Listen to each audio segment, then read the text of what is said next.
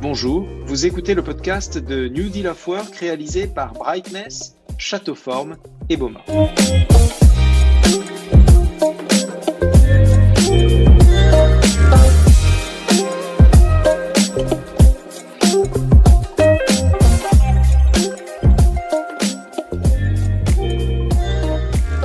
Nous poursuivons nos conversations à propos du futur du travail et de la révolution de l'organisation du travail dans les grandes entreprises aujourd'hui avec le Senior Vice President and Head of Corporate Affairs de Sanofi, Josep Catla. Bonjour Josep. Bonjour Michel. Quel a été le retour d'expérience des collaborateurs de Sanofi après 18 mois de crise en matière d'organisation du travail? Écoute, c'est une très bonne question parce que je dirais, pour démarrer, que probablement Sanofi a été une des premières entreprises à avoir envoyé vraiment tous les employés à la maison. Et là, je parle pas seulement de la France, je parle à niveau mondial. Et je me rappelle très bien le week-end en question en 2020, mars 2020, quand on devait prendre la décision de si on demandait aux gens en France de se confiner ou le reste du monde. Et tu te souviendras qu'à l'époque-là, c'était pas clair que certains pays avaient même pas entendu parler encore du Covid. Donc, on a pris cette décision. Donc, d'un coup, 100 000 personnes ont été envoyées à travailler de la maison, ce qui pour nous a été une transformation digitale accélérée et forcée, parce que d'un jour à l'autre, on a passé de se voir de temps en temps online à travailler 100 000 personnes online. Donc, ça a été vraiment un changement radical qui nous a amené à revoir plein de choses, de comment on se réunissait, comment on travaillait, comment on parlait, comment on se connectait, comment essayer de reproduire cet aspect social qu'il y a autour du travail toujours. Et bon, ça a été difficile comme pour tout le monde au début, mais je pense que finalement, après 18 mois, effectivement, on dit, il y a une habitude maintenant que c'est possible et à prouver que même pour les gens qui n'étaient pas trop convaincus, que le télétravail est possible et on reste productif. Après, ça va pas pour tout le monde. Nous avons une grosse partie de nos forces de travail qui sont dans les usines de médicaments ou dans les laboratoires de recherche. Ces gens-là, ils n'ont pas arrêté d'aller à leur lieu de travail pendant la crise. Donc, le retour était très intéressant. D'un côté, on a fait beaucoup de questionnements aux employés en interne pour nous dire comment ils voyaient, comment ils le vivaient surtout. Et on se rend compte que, je dirais pour moi, il y a deux moments. Il y a le moment avant l'été où on était plus ou moins à 20% des employés qui revenaient doucement. Depuis la semaine dernière au début de septembre, fin août, début septembre, on a 50% de nos employés qui sont déjà de retour au bureau. Donc, je crois que ça nous indique aussi que les gens ont intégré déjà le concept qu'on va vivre dans un monde plus hybride. Un monde où, oui, on va continuer à télétravailler là où c'est possible. Quand j'ai une réunion avec mes équipes qui sont un peu partout dans le monde, je peux le faire au bureau, je peux le faire à la maison aussi. Finalement, je dois de toute façon rester connecté online. Par contre, quand je vais travailler en équipe, quand je vais faire la co-construction d'un projet, d'une campagne de communication, d'un plan d'engagement avec le gouvernement ou autre, ça mérite de travailler ensemble, de se regarder les yeux aux yeux et de commencer à brainstormer, travailler. Ça, on va le faire dans le bureau. Donc, ça nous amène à repenser quel est le contexte du travail, quel est le contexte de l'endroit de travail pour continuer à avancer dans cette ligne-là. On va y revenir d'ailleurs pour évoquer le lieu de travail et la révolution du lieu de travail à proprement dit, mais je voudrais revenir sur un point que tu évoques juste avant. Effectivement, Sanofi est une industrie de la santé. Et vous avez, alors je ne sais pas si c'est 40 ou 50% de vos collaborateurs qui ne sont pas des cadres traditionnels qui peuvent travailler chez eux. Comment concrètement vous avez géré cette période de confinement quand vous avez des usines, quand vous avez finalement des collaborateurs qui doivent aller au travail, au bureau? Écoute, je dirais que pour moi, ça a été une énorme leçon de générosité par la part de nos collègues, de collaborateurs qui travaillent dans les usines et dans les laboratoires. Parce que dans tout moment, et même au début de la crise où on ne savait pas ce qu'on vivait, ni ce que ça pourrait dire, etc., il y a personne qui a posé aucun obstacle ou conditionnement pour se rendre au site de travail, que ce soit dans le laboratoire de recherche et surtout dans les usines. Nous avons 18 sites en France, qui est énorme, et d'où la production mondiale de médicaments dépendait du travail de ces personnes.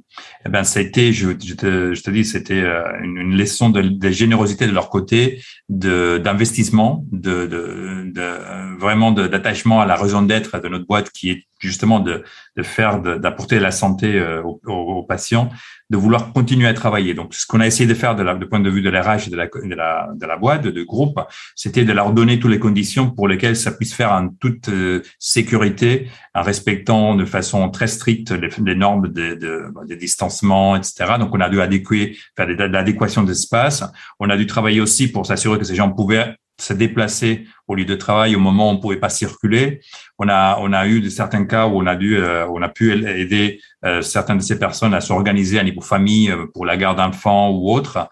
Donc, il y a vraiment une logistique où je salue vraiment mes collègues de l'RH qui ont fait un travail magnifique je dirais, presque du cas par cas, de pouvoir les accompagner. Mais il y a aussi des côtés de risques qu'on a vus. On a fait énormément de travail pour éviter justement les risques psychosociaux des deux côtés. Des gens qui devaient aller ce que j'appelle la front line. Le président Macron parlait de on est en guerre. Ben oui, il y avait une front line. Il y avait des gens qui étaient en première ligne. Donc on a dû les aider, les soutenir physiquement, mais aussi psychologiquement, mais aussi aux gens qui restaient à la maison, qui d'un coup se voyaient privés de ces contacts sociaux avec les autres. Donc ça, c'était un élément important. Mais en tout cas, et vous avez mis en place des programmes d'accompagnement psychologique, notamment de certains collaborateurs. Absolument. Et de façon même anonyme pour ces gens qui voulaient pas partager avec leurs collègues ou autres, mais qu'ils en souffraient. On a tous une réalité professionnelle et une réalité personnelle. Nous avons tous un contexte familial ou autre qui peut être plus favorable ou moins à rester au travail. Et il y a des gens qui, pour eux, aller dans le site de travail, c'est une forme aussi d'épanouissement.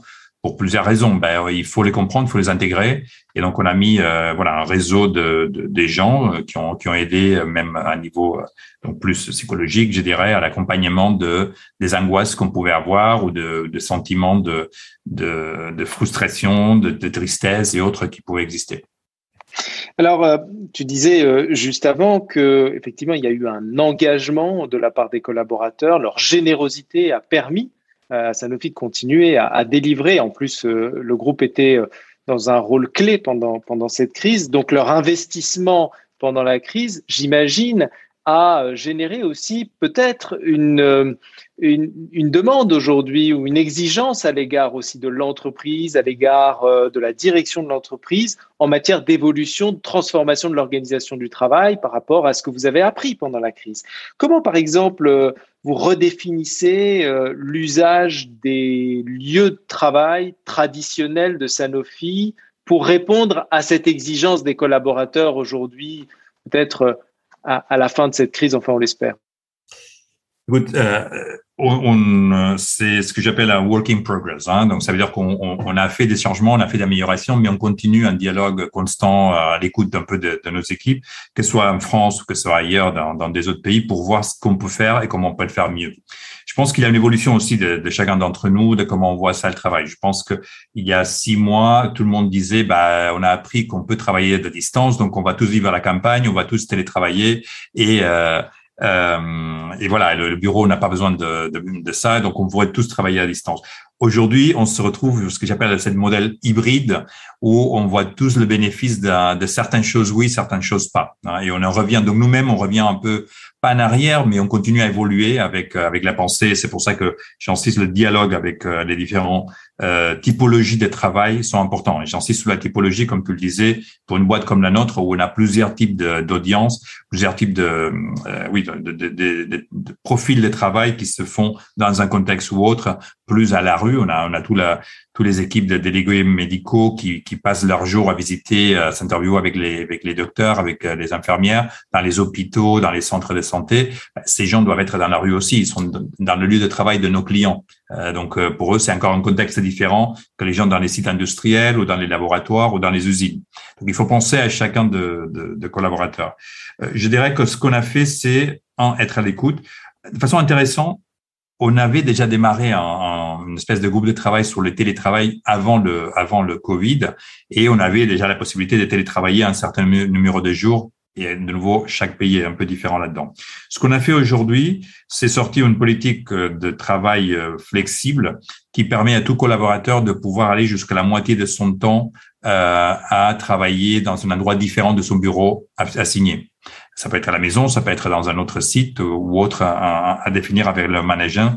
Et c'est toujours en contexte avec le travail d'équipe. Donc, c'est pas une norme qui marche pour tout le monde. C'est un concept, c'est-à-dire la flexibilité pour nous, ça veut dire ça.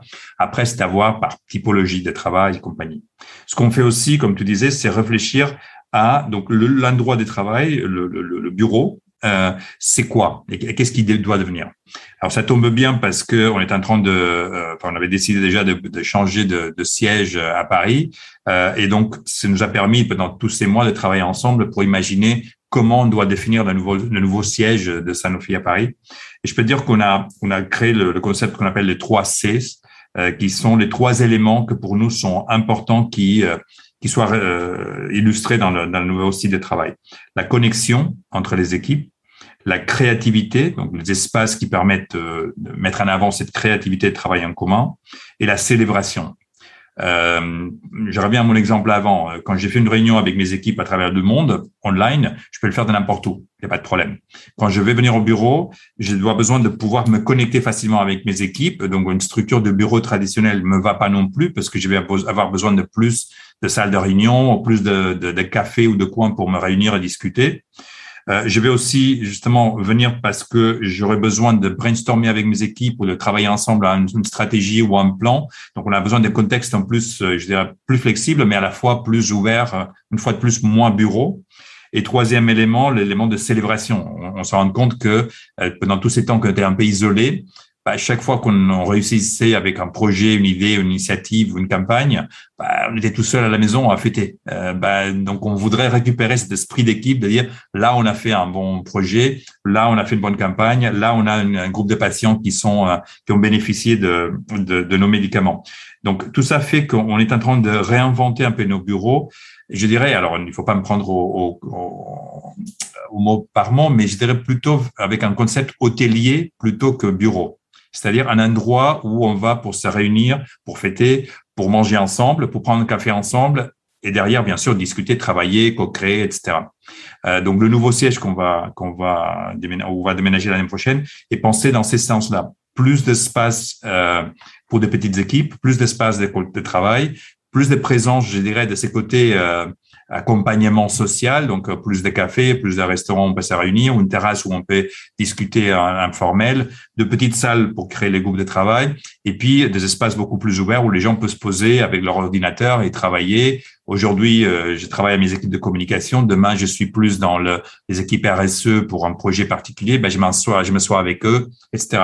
Donc, on passe où tout le monde, y inclut le top management, reste dans un espace ouvert et un espace flexible, et qu'en plus, avec l'aide digitale, ça va nous permettre de personnaliser un peu les endroits dans lesquels on va réserver pour la journée ou pour la semaine ou comment on va s'organiser. Et peut-être une dernière chose qui a été très important pour nous, justement, c'est le côté hybride ou ce côté online. On va pas s'arrêter ici. Je pense qu'on a vu aussi les avantages à un certain moment de pouvoir connecter 20 000 personnes en même temps. On n'avait jamais fait ça avant. Mais non, ça devient, je dirais, presque une pratique jour à jour, et en plus des gens qui sont partout dans le monde. Donc, le nouveau bâtiment qu'on fait à Paris, on l'a imaginé comme un grand centre de production de télé, donc comme un grand studio de production, qu'on peut à la fois enregistrer tout ce qui se passe, mais en même temps de transmettre, de retransmettre tout ce qui se passe dans un bureau ailleurs, dans le même bâtiment, ou en haut, dans une salle de réunion, etc. Donc, on permet de créer une espèce de synergie entre les gens qui sont présentiels et les gens qui sont virtuels, parce qu'ils sont dans une autre ville, dans un autre pays, ou même dans un autre site en France, mais qui ne vont pas se déplacer pour une réunion d'1 heure. Donc voilà, tous ces éléments-là, qui étaient un peu accessoires à l'activité, deviennent centre de l'activité.